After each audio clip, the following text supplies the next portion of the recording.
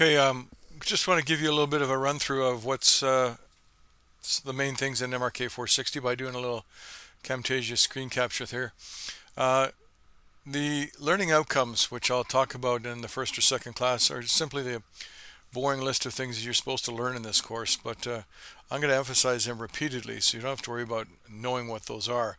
But that's typically in an academic description of what a course is. There has to be some identification of what you're trying to achieve and what the students are supposed to learn, and that's what those listed those 8 things are.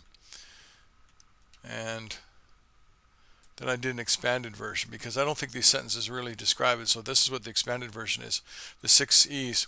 That's a big thing. Basically, this is like a course, Intro to Business, BAM 101, which we took about it in an international context. So this is the list of all the different subjects within those 6 E's. The political environment, we'll talk about Canadian government services, embassies, consulates.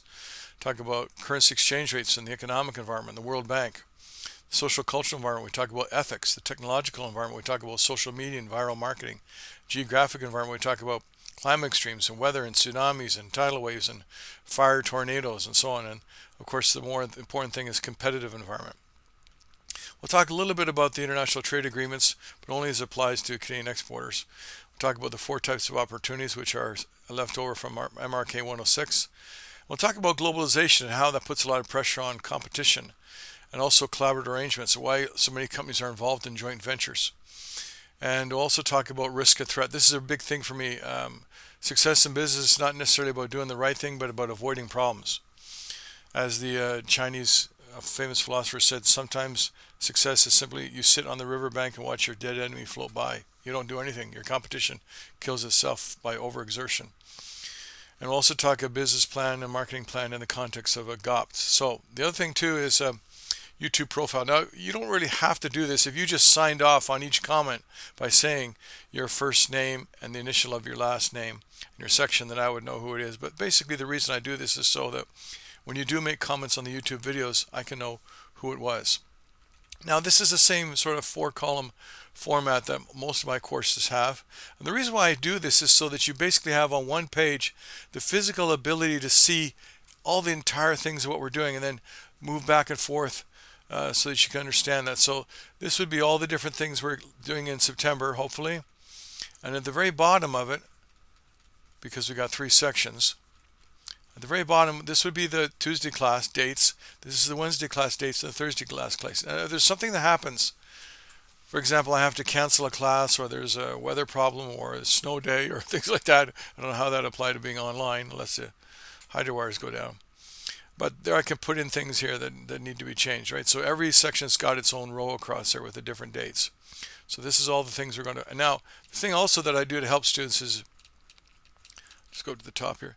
You see these little red letters underneath here? Did June 5th, Friday AM class or Friday PM class. So the reason why I do that is if someone didn't get to a class or didn't see us on time, they would know exactly what subjects we did. Because if you go and say, okay, this is your course outline, this doesn't tell you what or when or the sequence of things. So that's why I put that in there. And so they're blank here, but as we do things, I'll put those in there. So in October, we'll talk about Canada-US things. We'll talk about Canada-US relations, some very funny videos here. We'll also talk about the coronavirus things. We'll talk about ethics. Some very interesting situations there. We'll talk about viral marketing in the context of the technological environment and globalization and products and 4 types of opportunities and orientations. This is very, very useful information here.